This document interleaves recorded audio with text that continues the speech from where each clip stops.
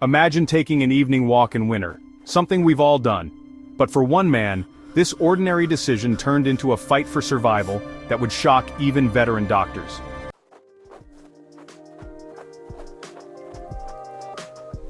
It was a peaceful winter evening when 62-year-old John, name changed, decided to take his usual walk. The snow was starting to fall, nothing unusual for the area. But within hours, a devastating winter storm would roll in, turning this routine evening into a nightmare. No one knew he was missing. No one was searching. As temperatures plummeted to a brutal -20 degrees Celsius, John lay unconscious in a snowbank, his body slowly freezing. Hour after hour passed, through the darkness of night, through the early hours of dawn. While the city slept in their warm beds, John's body temperature dropped to levels that should have been fatal. What makes this story even more chilling? The spot where he was found was just yards away from a pathway. People had walked past, not seeing him in the deep snow. For 16 hours he lay there, his hands and feet turning to solid ice, his body shutting down, but his heart refusing to quit.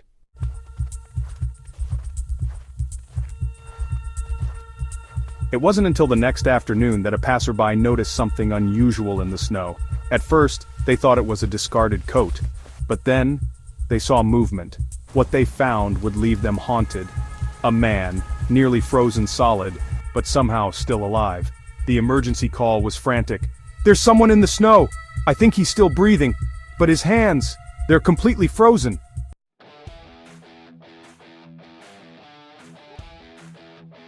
When emergency responders arrived, they knew this was unlike anything they'd seen before. The man's body was so cold, their standard thermometers couldn't even register his temperature. At 21.4 degrees Celsius, that's nearly 16 degrees below normal body temperature, he was literally freezing to death.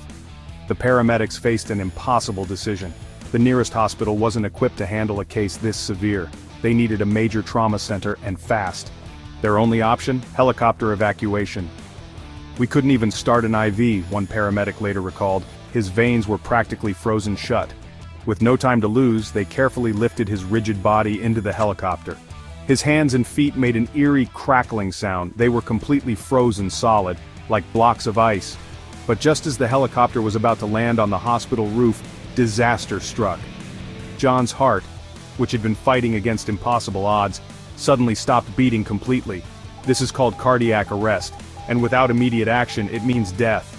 The paramedics immediately started chest compressions, literally pumping his heart for him by pushing forcefully on his chest over and over. Every compression was a fight to keep blood flowing to his brain until they could get him inside.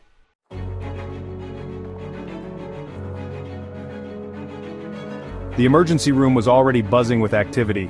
An attending physician led 2 residents and 6 nurses, all prepared for what was coming. As paramedics rushed in, still performing chest compressions, you could hear the rhythmic counting. 1, 2, 3, 4. Each compression was a desperate attempt to keep John alive. When one resident began to declare the time of death, the attending's voice cut through the chaos. "We cannot pronounce him dead until he is warm and dead." This wasn't just a catchy medical phrase, it was a vital principle that would save John's life. You see, when the human body becomes severely cold, the heart can't function normally. Like an engine trying to run in freezing temperatures, it needs warmth to work properly. The attending immediately called the cardiac surgeons, knowing their specialized equipment was John's only hope.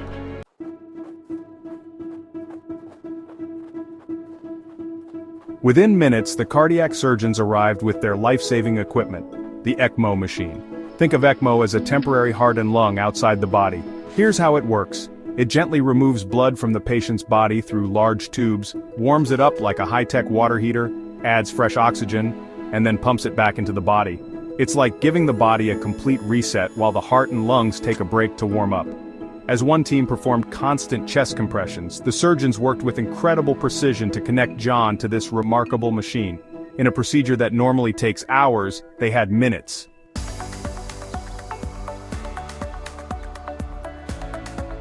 But they faced another serious problem. During his ordeal, John had inhaled snow, leading to what doctors call aspiration pneumonia. Imagine accidentally inhaling water into your lungs while swimming. Now imagine that water is frozen and filled with bacteria. Within 20 minutes of starting ECMO, something remarkable happened. As his body temperature rose to 29 degrees Celsius, his heart began to show signs of life. The medical team had one shot. They hit him with the defibrillator. "Clear!" called the doctor. With that single shock, his heart sprang back to life.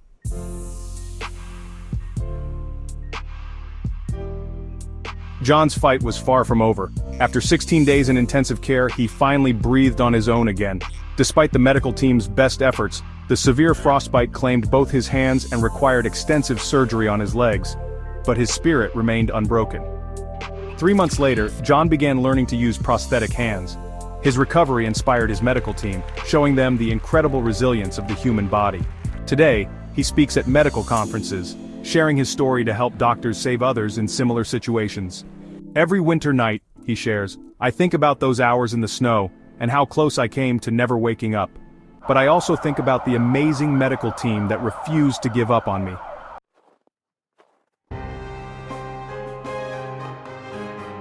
This isn't just a story about survival against impossible odds.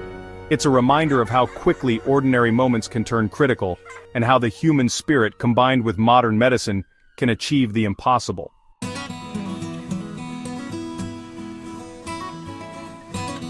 If this incredible survival story touched you, hit that subscribe button for more amazing medical stories. Share it with someone who needs a reminder of human resilience.